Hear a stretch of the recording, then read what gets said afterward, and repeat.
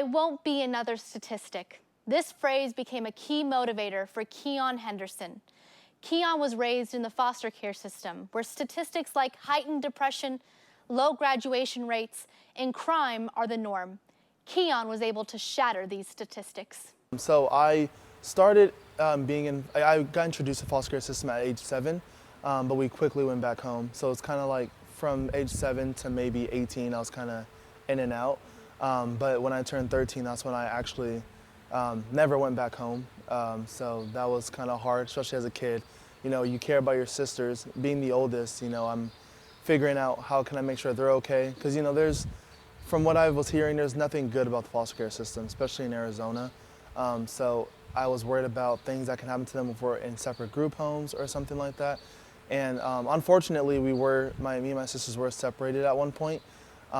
So it was kind of hard to just make sure they're okay. Being the older brother, I wanted to set the example, but still I was still making bad choices and was not being their example. So I had to figure out a way to kind of take a more positive route and find my way just in life, you know, like just be a foster kid, you know, be a foster kid, but, you know, define the odds of being a foster kid, you know. So I was determined to do great at a certain point.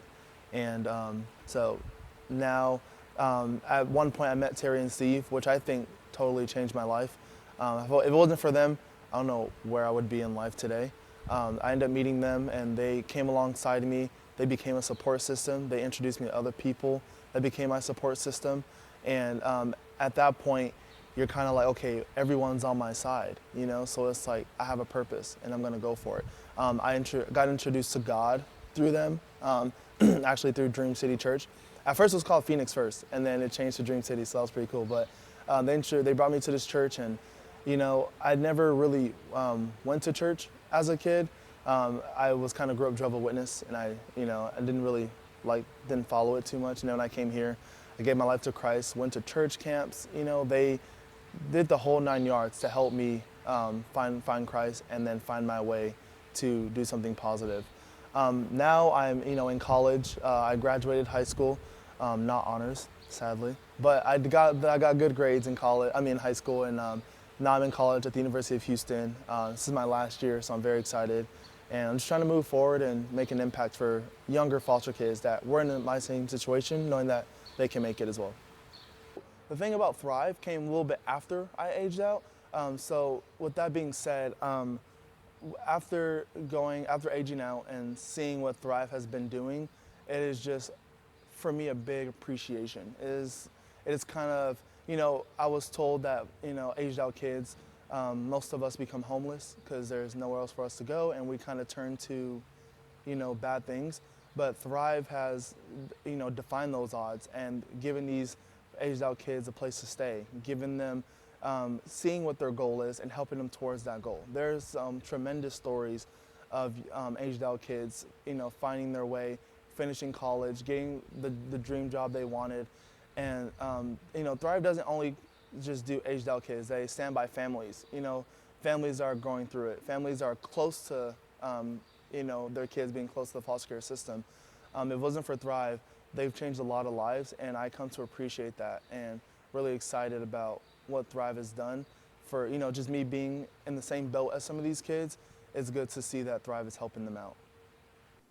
Well, today I have with me Steve Vogel, the president of Thrive AZ, a foster care prevention and unification program.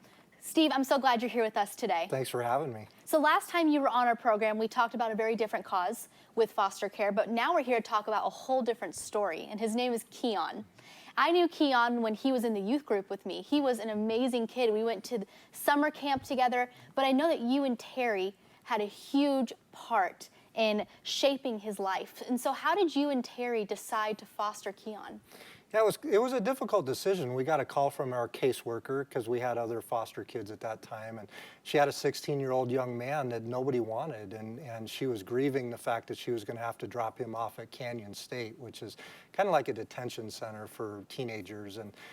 So Terry and I decided we needed to pray about it because we had really little kids that we were fostering at that point, and you just don't know with a teenager. But we really felt that God was calling us to take care of him. And so we called the caseworker, and she just started crying. She turned back around, picked up Keyon from Keyon State, brought him to us, and actually dropped him off here at church on a Wednesday night. So he was already on his way, and you guys saved him. He was there. She went back and picked him up. I mean, how much hope you must have given Keyon that somebody wanted him. He was scared to death. He had been a great kid. He had never gotten into trouble, even though all the chaos around him, he had stayed out of trouble, and now he was in a place with troubled kids, and it was really scaring him. And so I know you guys fostered a lot of other kids before Keyon. So what kind of experience with the foster care system did you have prior to Keyon? Yeah, we had actually fostered 18 kids before we got Keyon, and so it was kind of a revolving door a little bit for us for a couple of years, just bringing in kids anywhere from newborn all the way up to the age of 14 at that point. So what is it like fostering a kid? What does it require?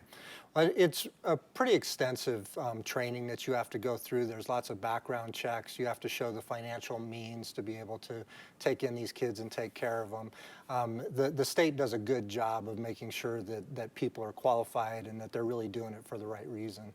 Why do you think people don't foster kids more? What do you think's holding them back in Arizona? Well, there's a lot of reasons, but the two main, I think, is one, fear, just the fear of the unknown, and the other is the fear of getting your heart broken. It's hard to take in a child and then end up ultimately having to give them back to their parents. You become attached to them, and so I think that those two things are the biggest reasons. Do you think the kids become attached to you through the foster care? They do. It's hard to guard your heart but still give your heart away. It's really a difficult thing to do.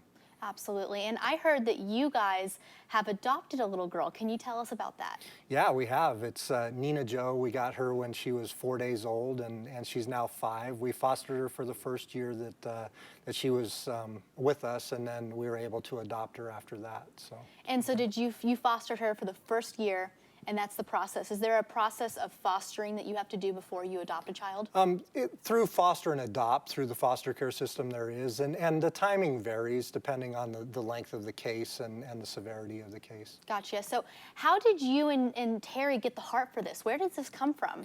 Well, you know, we've been believers for basically since I was 5, and in James it talks about how pure and undefiled religion is taking care of orphans and widows, and so we really felt like that was something that God was calling us to do. And so Terry came alongside a young lady that was at the Dream Center that was in the human trafficking program, and she already had 7 kids in the foster care system and was pregnant with her 8th, and so she knew that child was going to be removed from her at the hospital, so she asked us to take him. And so what would you say to people who have the means to foster but they're on the edge? What would you say to them? I would say that you really need to pray about it. It's something that you need to be called to because it's the hardest thing that you'll ever do, but it's the most rewarding thing. These kids deserve us to step up as believers. We should step up and take care of them. And so pray about it, but by all means, really, really consider it because it's a need. Absolutely. You shared a statistic with me that if every church member fostered somebody, every kid would have a home. Would you explain that? Yeah, it's actually if every church in America would take on one child, oh my, then it would remove all of the need for foster and adopt. And that's an easy thing to do to me. It'd be one thing to ask every Christian to take in one kid, but to be able to just one church have one family take on a child, to me that's doable. Yes. It's hard as a believer to see that the government is having to take care of these kids. We as the church should really step up. And so how are you and Terry still involved in the foster care system and adoption today? Yeah, so we ended up closing our foster care license because the way we turned is that we saw that there was a huge need to support families that were at risk of losing their kids, because children still want to be with their families, no matter how dysfunctional they are. They still miss their mom and dad, and they want to be with them. And so what Thrive does is we come alongside at-risk families and try to keep the families from losing their kids into the foster care system. And we also provide housing and other resources for kids that have aged out of the foster care system. That's amazing. amazing. If you want to learn more about Thrive AZ and how you can get involved in preventing kids to go into the foster care system or even just donate, go to thriveaz.org.